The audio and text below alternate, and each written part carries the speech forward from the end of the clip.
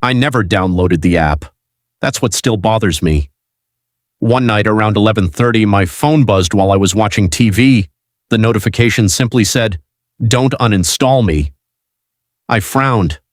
I opened my phone. There was no sender, no app name, nothing. I thought it was just a weird glitch, but when I unlocked my phone, I noticed a new app sitting on my home screen, a black icon, no logo, just 2 words. Last day. I was sure it hadn't been there before. I tried to remember installing it. Nothing. No App Store history, no download notification, nothing. Curious, I tapped it. The screen stayed black for a few seconds, then white text slowly appeared. "Welcome back, Daniel." My stomach tightened. I had never opened this app before, so why did it say, "Welcome back"? I closed it immediately. I even checked if someone had borrowed my phone. No one had. I lived alone. Thinking it was malware, I held the icon and pressed delete. Nothing happened. I tried again. Still nothing. The delete option wasn't there, like the app had become part of the phone itself. I restarted my phone. The app was still there. Then, my phone vibrated again. A notification from the same app. "Don't waste your time." I stared at the screen. Someone had to be messing with me. I covered my front door camera, locked every window, checked every room. No one. The apartment was completely empty. I barely slept that night. The next morning, the app sent another notification. This time it only contained an address, 2418 East Willow Street. I had never heard of it. I searched it on Google Maps. It was an old gas station, 30 minutes from my apartment. That was it. No message, no explanation, just an address. I laughed. This is getting ridiculous. I grabbed my keys for work, halfway to my car. My phone buzzed again. "Don't go today." I rolled my eyes. I got into my car anyway. As I started the engine, a deafening crash exploded behind me. I jumped out. A delivery truck had lost control and slammed directly into the parking space where my car had been parked, just 3 seconds earlier. If I had started driving, I would have been crushed. My hands were shaking. I looked down at my phone. A new notification had appeared. First warning completed. I couldn't stop staring at my phone. The notification was still there. First warning completed. It wasn't a coincidence anymore. That truck should have killed me. The app had known it was coming. I called my best friend Mason. I told him everything. He laughed. "You're letting some stupid virus scare you." I wanted to believe he was right, so I handed him my phone. "Delete the app." He grabbed it, held the icon, and frowned. "What app?" I pointed at the screen. "Right there." He looked confused. "Daniel, your home screen is empty." I snatched the phone back. The app was still there, exactly where I'd left it, only Mason couldn't see it. A cold feeling ran through my body. I didn't tell him anything else. I made an excuse and went home. The moment I closed my apartment door, my phone vibrated again. New location. Available. I opened the app.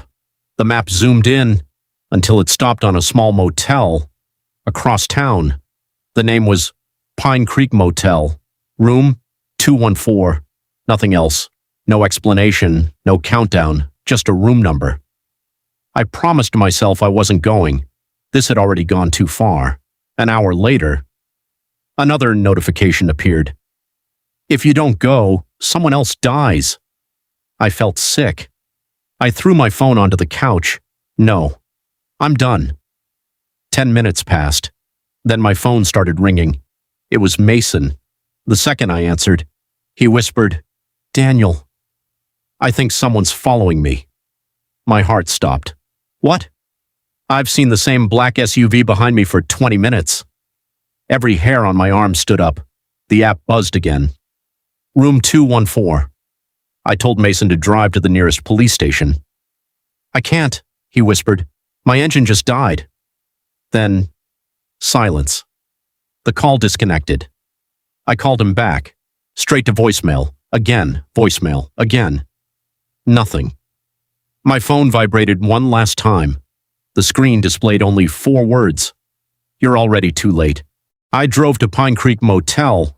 The entire parking lot was almost empty. Just one police cruiser and a black SUV parked near the back. My stomach dropped. It was the same SUV Mason had described. I stayed inside my car for nearly a minute, trying to convince myself to leave. Then my phone buzzed. Room 214, go alone. I stepped out. The motel lobby was strangely quiet. The old man at the front desk never looked up. I asked him, "Has anyone checked into room 214? He slowly looked at me, then said, "You already know the answer." Before I could ask what he meant, he went back to reading his newspaper, like I wasn't even there. I climbed the stairs. The hallway lights flickered. Room 214 was at the very end. The door was slightly open. I pushed it. The room was empty. No furniture, no suitcase, nothing, except a phone lying on the floor. It was ringing. I picked it up. No caller ID. I answered. For several seconds, no one spoke. Then, I heard my own voice, not similar, my exact voice. It said, "If you're hearing this, you're too early." A chill ran through my body. Then the recording continued. "Leave the room now."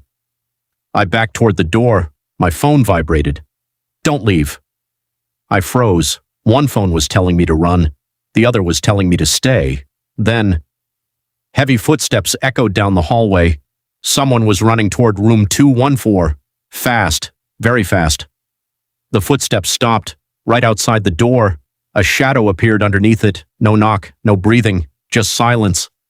Then, the doorknob slowly began to turn. I couldn't move. My phone lit up one final time. "This is where you were supposed to die." The lock clicked. The door started opening. The door slowly creaked open. A man stepped inside. He was wearing a black hoodie. His face was hidden beneath the hood. He looked directly at me, then smiled. Not an angry smile, like he had been expecting me. He reached into his pocket. I thought he was pulling out a weapon. Instead, he placed an old smartphone on the floor. It was cracked, covered in dried blood.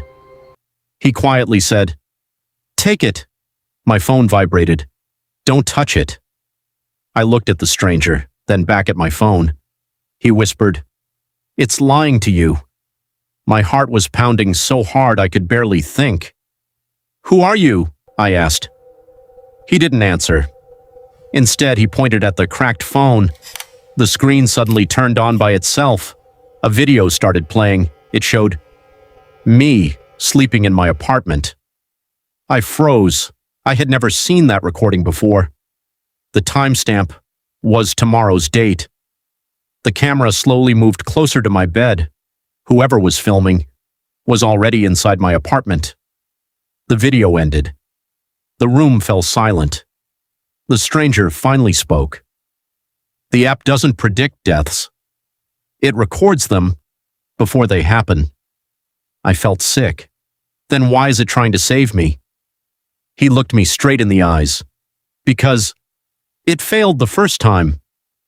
Before I could ask what he meant, every light in the motel went out. Complete darkness. Only my phone screen remained lit. A new notification appeared. Final warning. Then, from somewhere in the hallway, I heard my own voice, softly calling my name.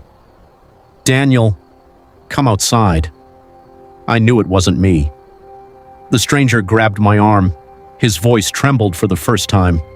"Whatever you hear, don't answer your own voice." The footsteps outside stopped. Then, 3 slow knocks echoed through the room. Knock, knock, knock. My phone vibrated one last time. "It found you." The 3 knocks echoed through the room. No one moved. The stranger slowly backed away from the door. Then he whispered, "It's waiting for you to answer." I didn't breathe. I didn't speak. The room was completely silent. 5 seconds passed. Then, my phone buzzed one last time. "Good." The knocking stopped. The stranger looked relieved. You just survived, he said. I stared at him. What was that? He looked at the cracked phone on the floor. It isn't a ghost. It isn't a person. It copies people. It learns your voice, your face, your memories. And when no one can tell the difference anymore, it takes your place. I felt my stomach turn. Then, who are you? He didn't answer immediately.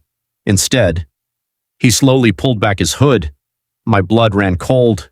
It was me, not someone who looked similar. My exact face, same scar, same eyes, same voice, only older. He gave a tired smile. I downloaded the app. 10 years before you.